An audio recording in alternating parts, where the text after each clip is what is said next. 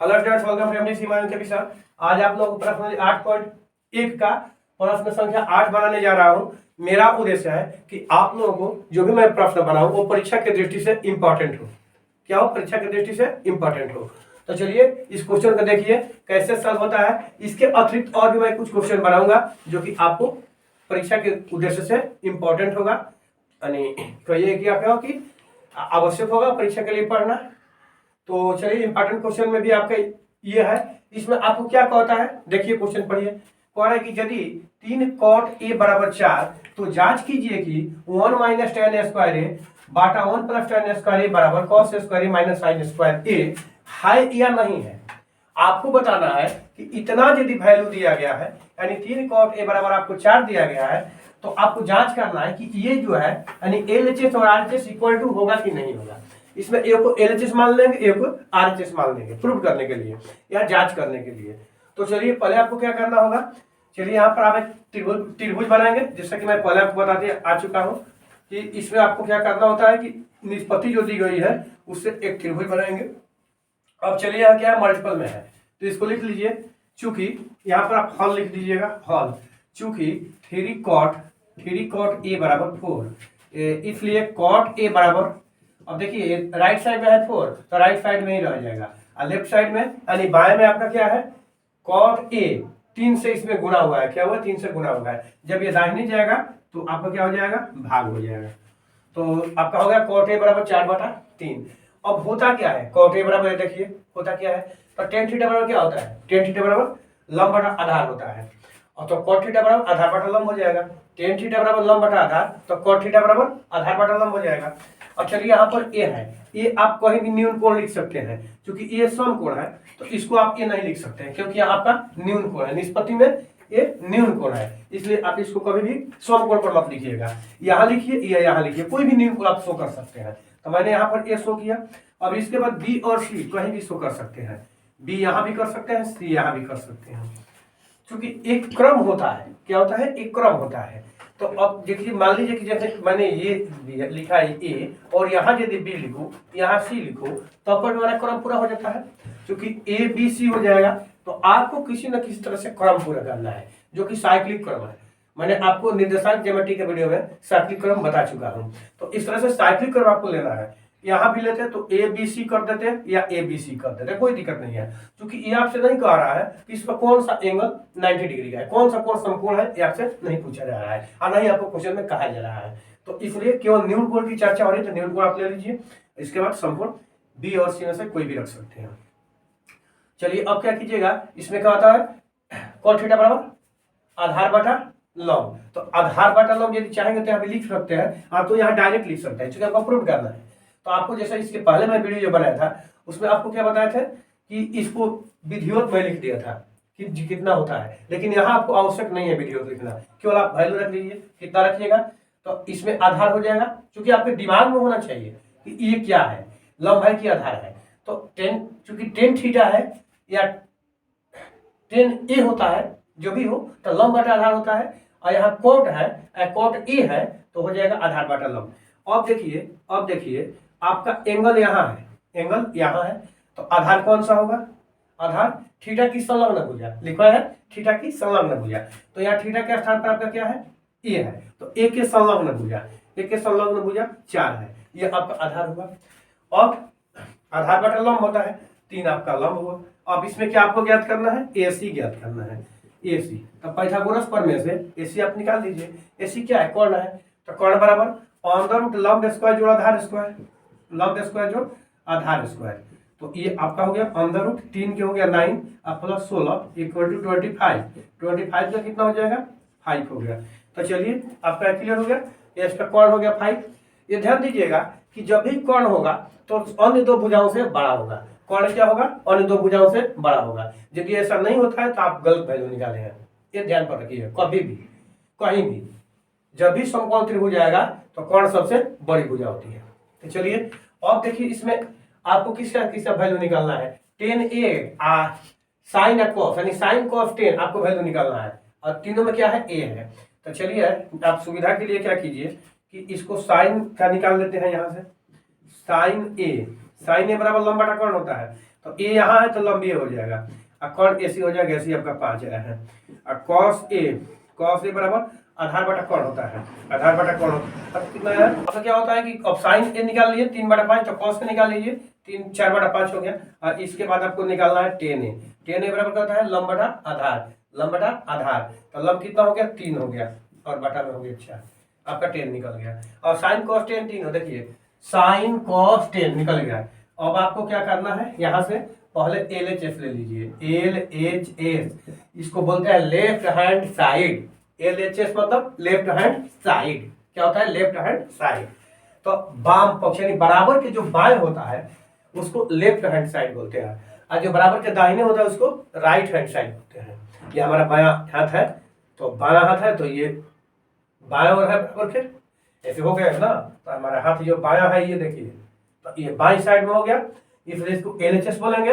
ये बराबर के देखिए दाहिने है, ये बराबर बीच में हो गया, तो ये दाहिने हो गया। बराबर मतलब क्या, हमारा देखिए भुजा सीधा आ गया बीच में, और इसके दोनों ओर, तो इधर हो गया लेफ्ट तो LHS, इधर हो गया राइट तो उसको RHS। अब समझ गए कैसे आपको LHS लेना है, कैसे RHS लेना है, बिल्कुल समझ गए होंगे, मैं ऐसा उम्मीद रखता हूं। चलिए तो आप इसको लीजिए, बराबर के पहले जो है 1 - 10² A बाटा 1 + 10² A इक्वल टू, अब 1 माइनस देखिए 10A कितना आया है, देखिए यहाँ 10A 3/4 आया है, 3/4, तो 3/4 आप यहाँ रख सकते हैं, और इसका होल स्क्वायर में लिखना होता है। अब यहाँ पर है 1 + यहाँ पर सेम वैल्यू यही है आपका 3/4, ये होल स्क्वायर हो गया। अब चलिए यहाँ पर भी लिख सकते हैं, कोई दिक्कत नहीं है।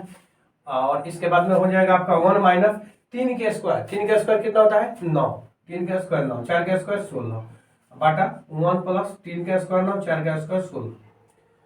और इसके बाद में चलिए लेते हैं, अब 16 एकम 16 और -9 और बाटा में 16। चलिए ये पलट देते हैं डायरेक्ट हम, यदि आप चाहेंगे तो एक लाइन बढ़ा सकते हैं, डायरेक्ट पढ़ सकते हैं। ये 16 जो है ऊपर चला जाएगा, और नीचे वाला कितना हो जाएगा 16 एकम 16 + 9। चलिए अब ये जो है 16 से 16 आपका कैंसिल हो गया, और ऊपर कितना बच गया, 16 में से 9 गया तो 9 × 7 = 16, 7 हो गया, यहाँ हो गया 25। तो ये आपका LHS हो गया, कितना LHS हो गया 7/25। अब इसके बाद में क्या आपको लिखना है RHS, RHS में क्या कीजिएगा, इसमें राइट हैंड साइड होता है, इसका राइट हैंड साइड जैसा कि मैंने समझा चुका हूँ। तो cos² A minus sin A² अब बाटा कुछ नहीं है यहाँ, बाटा उटा नहीं है। चलिए cos का मान देखिए कितना है, cos A का मान आया 4/5, cos A का मान आया 4/5, तो यहाँ आप लिखिए 4/5 के स्क्वायर अब माइनस, अब साइन स्क्वायर है, साइन का मान कितना है 3/4, तो इसका 3/4 के होल स्क्वायर। अब चलिए अब आपको क्या करना होगा इसमें, अब 4/5 है तो चचाओ का 16 अब बाटा में हो गया 25, अब प्लस सॉरी माइनस है, यहाँ माइनस लिखिए, जो चिन्ह है वही लिखिएगा, 9 बाटा चचाओ का 16। अब आपका कितना आ गया, क्योंकि नहीं गलत दिखाया है, देखिए 4/5 आया है तो वो 3/5 आया है, यहाँ पर आपका 5 होगा तो ये 25 होगा। क्योंकि मुझे लगा कि डबल, क्योंकि साइन कॉस है तो इसका जो है डिनोमिनेटर सेम होना चाहिए, तो इसलिए मैंने पकड़ लिया कि नहीं गलत। तो ये आपका 25 हो गया। अब देखिए अब इसको चाहेंगे तो डायरेक्ट लिख सकते हैं, LCM आपका 25 हो गया, और 16 - 9 यानी 7/25 हो गया। अब आप क्या देखते हैं कि LHS में भी 7/25 और RHS में भी 7/25, यानी LHS जो है RHS के इक्वल हो गया। तो आप लिख सकते हैं इसलिए LHS = RHS। तो क्या हुआ, अब आपका इक्वल टू आ गया, तो क्या आपसे पूछा गया है कि इक्वल टू है या नहीं है, तो है, इक्वल टू है, हाँ क्या है 1 - 10² A बाटा 1 + 10² A बराबर कॉस स्क्वायर ए माइनस साइन स्क्वायर ए है, ये आपका है, यही ना। तो आपका एक क्वेश्चन ये पूरा हुआ। चलिए आपको नेक्स्ट क्वेश्चन की ओर ले चलते हैं। चलिए क्वेश्चन नंबर 10 देखिए। त्रिभुज पी क्यू आर में जिसका कोण Q समकोण है, PR प्लस QR 25 cm और PQ 5 cm है, तो साइन P कॉस P और टेन P के मान ज्ञात करें। आपको इसका मान ज्ञात करना है। पहले क्या होगा कि समकोण त्रिभुज बनाइएगा, जैसे कि यहाँ पर हल लिखेंगे। हल लिखने के बाद एक समकोण त्रिभुज बना देंगे। सॉरी, यह समकोण त्रिभुज नहीं है, ऐसा बनाएंगे कभी भी तो गलत हो जाएगा। यहाँ से आपको एक समकोण त्रिभुज बनाना है। समकोण त्रिभुज भुलाइएगा मत, हमेशा समकोण त्रिभुज बनाना है। अब इसमें कौन सा कहाँ लिखिएगा, कहाँ P लिखिएगा, कहाँ Q लिखिएगा, कहाँ R लिखिएगा, ये आपको क्लियर करना है। तो जो समकोण पर है, यानी जो 90 डिग्री पर है, वहां पर आपको Q लिखना है। क्योंकि यहाँ पर कह रहा है कि Q समकोण है, तो यहाँ पर आपका समकोण होगा, यहाँ पर 90 डिग्री का कोण होगा, तो ये आपका Q हो गया। अब Q के बाद में P R आपको दो गो बच गया, तो कहीं भी आप P कहीं भी R लिख सकते हैं। Q आपको फिक्स करना था, यहाँ Q फिक्स हो गया। अब P और R कहीं भी लिख सकते हैं, तो यहाँ पर भी हम लिख सकते हैं P Q R, यहाँ पर भी P लिख सकते हैं, कोई दिक्कत नहीं है। अब इसा जब हमने लिख दिया तो ये क्या हो गया, समकोण त्रिभुज हो गया। तो समकोण त्रिभुज में क्या होता है, कर्ण का वर्ग अन्य दो भुजाओं के वर्गों के योग के बराबर होता है। तो ध्यान दीजिएगा, यहाँ पर आपको एक PQ PR और QR दिया गया है। क्या दिया गया है, PQ के बाद में PR और QR दिया गया। देखिए ना, PR ये है और QR इधर का है, ये दिया गया है। अब कहिए कि अलग अलग तो नहीं दिया गया है, योग में दिया गया है। तो चलिए, चूंकि आपको जैसे कि PQ है, तब PQ भी लिख सकते हैं ना हम, PQ बराबर है, तो PQ बराबर लिखिएगा तो इधर रूट हो जाएगा। ठहरिए, रूट मत कीजिए, इसको यदि स्क्वायर लिख दीजिए तो क्या हो जाएगा। अब देखिए PQ कहाँ है, यहाँ है, यहाँ है। अब इसमें देखिए, इसको लंब आधार दोनों कह सकते हैं, या तो यह लंब होगा या तो आधार होगा, या तो लंब हो गया या तो आधार होगा, क्योंकि आपका यहाँ पर एंगल निश्चित नहीं है न्यून कोण कि कौन होगा, लेकिन यहाँ से जब देखिएगा तो P होगा। और ऐसे क्वेश्चन में तो यहाँ तो आपको कहिए कि तो ज्ञात करना है, हमको इसको देखना आवश्यक नहीं है, तो मत देखिए, कोई बात नहीं है। आप इसको देखिए, ये तो कर्ण है, तो कभी भी होगा तो कर्ण में से ही अब घटेगा, क्योंकि छोटी भुजा ले रहे हो तो कर्ण में से ही घटेगा। तो PR के स्क्वायर अब माइनस, अब जो बच गया छोटी भुजा उसको माइनस कर देंगे, QR के स्क्वायर। अब चलिए, अब किसका मान है, PQ का मान आपको 5 मालूम है, तो यहाँ पर PQ का मान 5 रख दीजिए, इसको स्क्वायर कर दीजिए, यहाँ या लगा दीजिए। अब चलिए आगे बढ़िए। और कहिएगा कि सर यहाँ पर PR और QR है, square PR square minus QR square है, यहाँ PR प्लस QR है। कोई बात नहीं, कोई बात नहीं, देखिए आराम से बना लीजिए। जैसे A square minus B square आप पढ़े होंगे, तो A square minus B square में क्या सूत्र होता है, A plus B into A minus B, A plus B into A minus B। यह जो है आपका क्या है, सूत्र है, ये सूत्र है। इस सूत्र को अप्लाई कर दीजिए, आ जाएगा। अब इस सूत्र को जब अप्लाई करेंगे तो क्या होगा, PR plus QR, PR plus QR into PR PR minus QR, PR minus QR हो गया। कोई प्रॉब्लम, कोई प्रॉब्लम नहीं है। चलिए आगे बढ़िए। ये हो गया आपका 25। अब बराबर देखिए PR plus QR, PR plus QR दिया है आपको कितना है, भी 25 दिया है बेचारा, ये भी 25 आ गया। अब ये कितना हो गया, PR माइनस QR, ये आपको मालूम नहीं है या। अब चलिए PR माइनस QR बराबर क्या हो जाएगा। और देखिएगा कि ये भी 25 है, ये भी 25 है, तो दोनों को जब कटा दीजिएगा तो क्या हो जाएगा, 25 1 या 25, यानी एक एक बार में दोनों कट जाएगा ना। तो ये भी आपका कट गया, ये भी आपका कट गया, तो अब यहाँ 1 आ जाएगा। तो जब वहाँ 1 आ जाएगा तो इसी को यहाँ आप लिख दीजिए PR minus QR, PR minus QR, sorry PR इसका कितना हो गया, 1 हो गया। PR माइनस QR बराबर कर, चूंकि 1 नया है तो यहाँ पर 1 कर दीजिए, चूंकि यहाँ तो ऑलरेडी लिखा हुआ है, हम सोचे कि इधर 1 लिख दिया, चलिए कोई बात नहीं है। तो यहाँ पर आपका 1 आ गया। अब इसलिए ध्यान दीजिए कि PR माइनस QR का मान 1 आया, अब P R plus Q R का मान 25,000 है। तो यहाँ पर इसको हम यदि 1 मान लें और इसके बाद में क्या होगा, P R plus Q R होते हैं, ये क्या है, दिया है। अब लिख सकते हैं कि समीकरण सेकंड माइनस अब देखिएगा ये प्लस में है ना, तो माइनस कोई करना जरूरी नहीं है, यहाँ पर हम प्लस लिख देंगे क्योंकि चिन्ह अलग अलग है। तो समीकरण सेकंड माइनस प्लस समीकरण फर्स्ट से। अब तो ये हुआ, लेकिन जब आपको हम समीकरण सॉल्व कराया है तो वहां की वीडियो में हम यहाँ एक डायरेक्ट फार्मूला बताए थे, तो उससे भी आप बना सकते हैं। और चूंकि मैं आपको बना रहा हूँ दोनों तरह से बता दूंगा। तो अभी देखिए आपको क्या निकलेगा, यहाँ पर ये माइनस वाला है तो प्लस करेंगे तो ये दोनों कट जाएगा, प्लस करेंगे तो ये प्लस का चिन्ह है ना, तो इसमें चिन्ह नहीं बदलेगा, तो ये माइनस से प्लस कट जाएगा और ये 2 हो जाएगा जोड़ने पर, एक इसका दोनों का 2 हो गया और यहाँ 26 हो जाएगा इसको जोड़िएगा तो दोनों को जोड़कर यदि पी आर का वैल्यू आप निकाल रहे हैं तो पी आर बराबर क्या होगा, दोनों को जोड़कर और 2 से भागा, तो पी आर बराबर हो गया 26/2 यानी 13 हो गया। दोनों को जोड़कर 2 से भागा तो आपको 13 आ गया।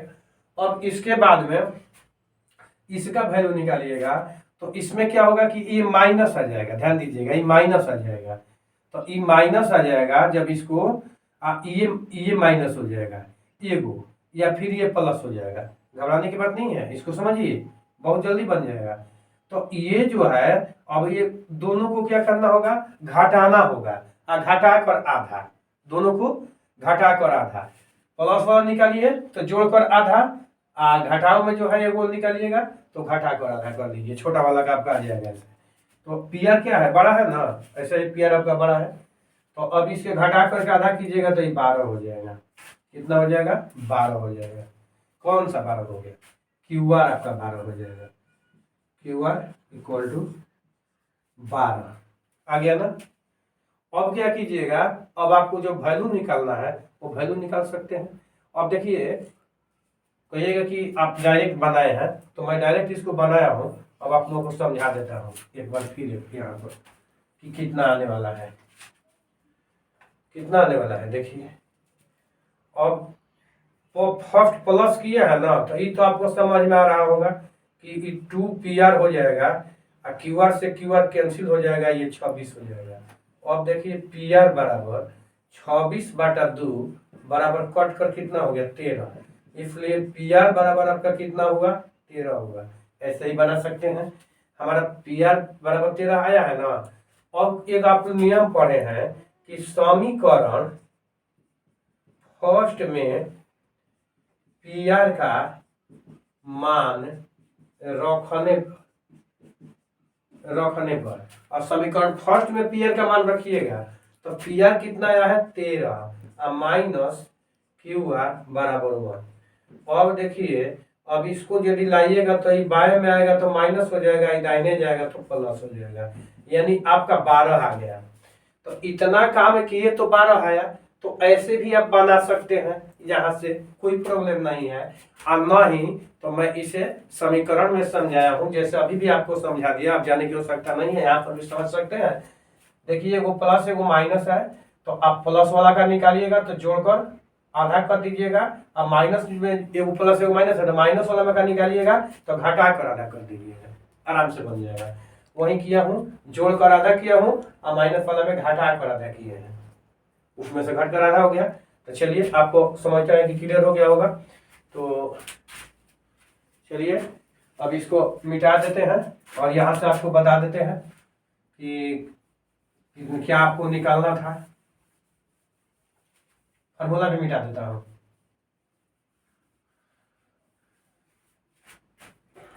अभी वीडियो जब मैं बना रहा हूँ आप लोगों को पूरा कोर्स का तो थोड़ा समय लग रहा है, लेकिन देखिएगा जब मैं ये आपको क्वेश्चन में हल कराऊंगा इस तरह के क्वेश्चन, तो बिल्कुल समय से पहले हल कराऊंगा, क्योंकि उसमें इतना समझाऊंगा नहीं, आपको हल कराऊंगा। समझाने में वक्त लगता है, बनाने में वक्त नहीं लगता है।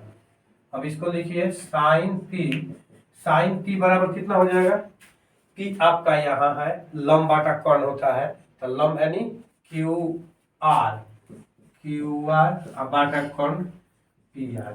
तो क्यू आर कितना आया है देखिए, तो 12 आया है। क्यू आर कितना आया है 12 आया है। लंबा नहीं, क्यू आर आपका, हाँ क्यू आर आया है 12। अब बाटा कर्ण कितना आया है 13। कितना आया है कर्ण 13। क्यू आर बाटा इतना आया है। हो गया आपका क्यू आर बाटा पी आर। तो क्यू आर ये हो जाएगा सामने वाला। अब देखिए ना, चाहे तो आप इसको लिख भी सकते हैं, ऐसे कोई बात नहीं है। और यहाँ पर पी आर जो है आपका 13 हो गया। ए वो को इतना आया है, ए वो तो 5 आपको दिया, 5 ऐसे भी लिख भी सकते हैं, आराम से आप बना सकते हैं लिख करके। अब इसे निकालना है कॉस पी बराबर आधार बटा कौन। तो पी यहाँ है तो आधार ये होगा 5 बटा 13। कितना होगा 5 बटा 13। और 10 पी बराबर कितना हो जाएगा, 10 पी बराबर और लंब बटा आधार 12 बटा 5 हो जाएगा, 12 बटा 5 हो जाएगा। तो इस तरह से आपका क्वेश्चन पूरा हुआ। चलिए नेक्स्ट वीडियो में मिलते हैं।